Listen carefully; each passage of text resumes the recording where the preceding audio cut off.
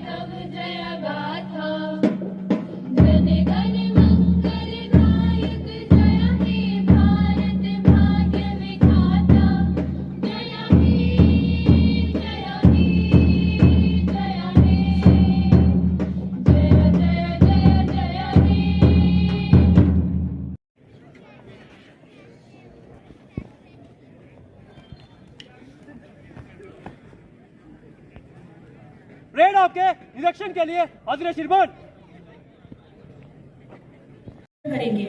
Parade के सभी दल अपने स्थान पर सतर्क और तैयार रहें। आइए इस गौरवपूर्ण क्षण का मेहमान आला एडिशनल जिला तरक्याती कमिश्नर जम्मू कश्मीर पुलिस अपनी कुर्बानियों के लिए जानी। उसके बाद दूसरा दस्ता जम्मू एनसीसी सीनियर डिवीजन, उसके बाद NCC senior division boys Bhadrawah, उसके बाद सिविल स्क्वाड, सेकेंडरी स्कूल और उसकी दूसरी रो में हाई स्कूल दिखाता बीडीएम नगर, एमएस सतेगल, एमएस मंदिर, एमएस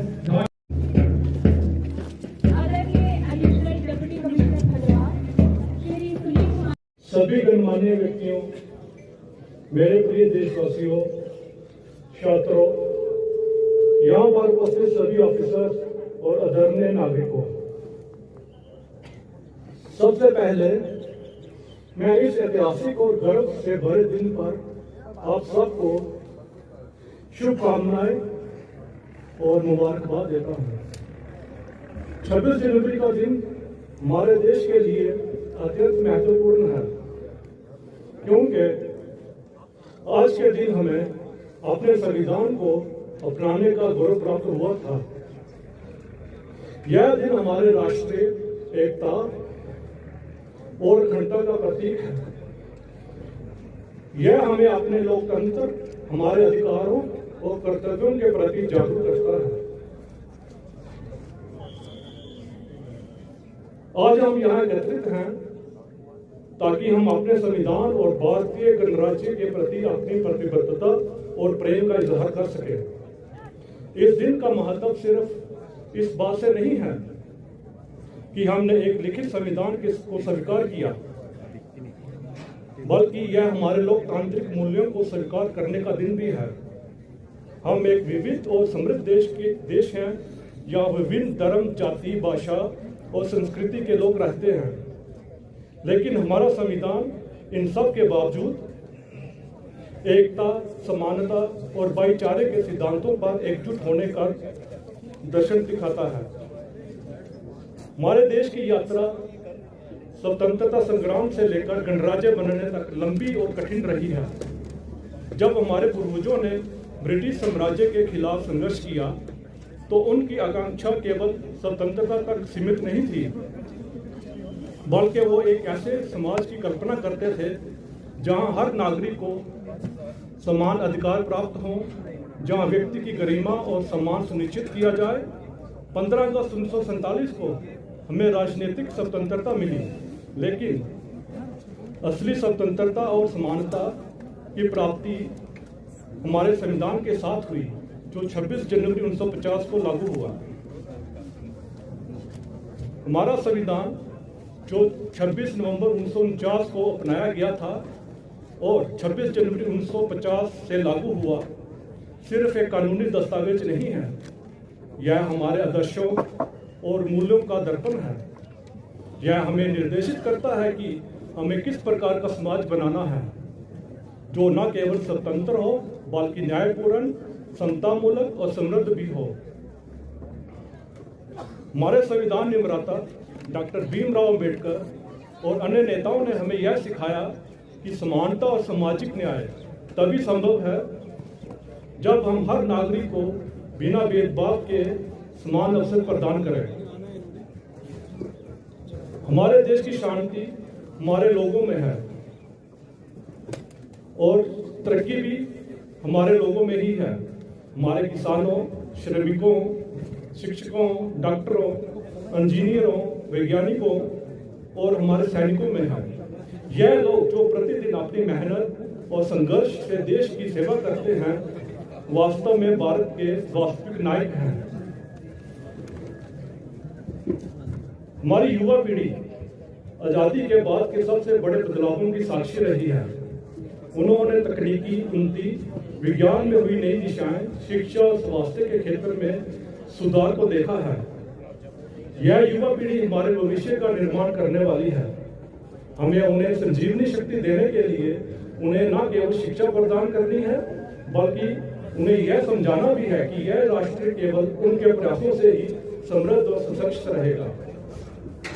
आज हम विश्व में एक अग्रणी राष्ट्र के रूप में अपनी पहचान बना रहे हैं।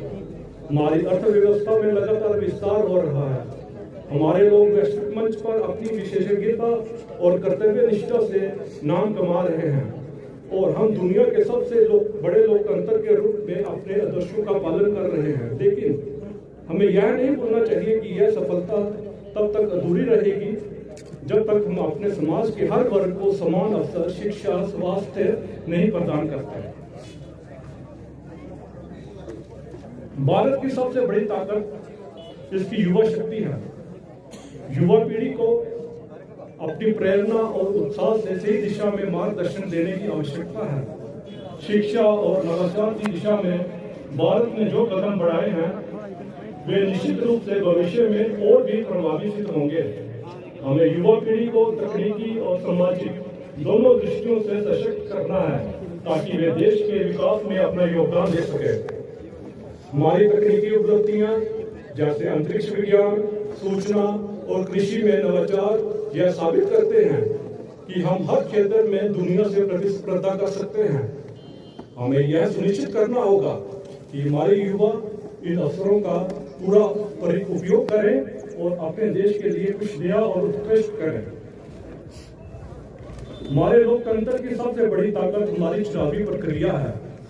यह एक जीवंत उदाहरण है कि ऐसे एक विविध और विशाल राष्ट्र भी अपनी आवाज उठा सकता है। चुनाव केवल एक राजनीतिक प्रक्रिया नहीं है बल्कि हमारे स्वतंत्रता, हमारी राय और हमारे विचारों को व्यक्त करने का एक महत्वपूर्ण माध्यम है। हमें यह सुनिश्चित करना चाहिए कि हर नागरिक को यह अधिकार मिले कि वह अपने पसंद का प्रतिनिधि चुने और देश की दिशा निर्धारित करे। आज इस शुभ दिन पर हमें यह संकल्प कर लेना चाहिए कि हम अपने कर्तव्यों को पूरी जिम्मेदारी के साथ निभाएंगे। हमें यह भी सुनिश्चित करना होगा कि हमारे देश के हर एक नागरिक का सम्मान हो और हर वर्ग को न्याय मिले। हम सभी को यह याद रखना होगा कि हम एक विशाल और विविध राष्ट्र के नागरिक हैं और हमारी एकता में निहित है।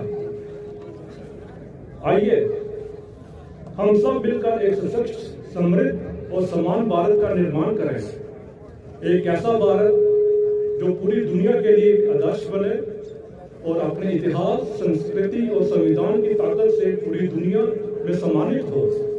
अंत में मैं एक बार फिर से आप सभी को गणतंत्र दिवस की शुभकामनाएं देता हूं। जय हिंद, जय भारत।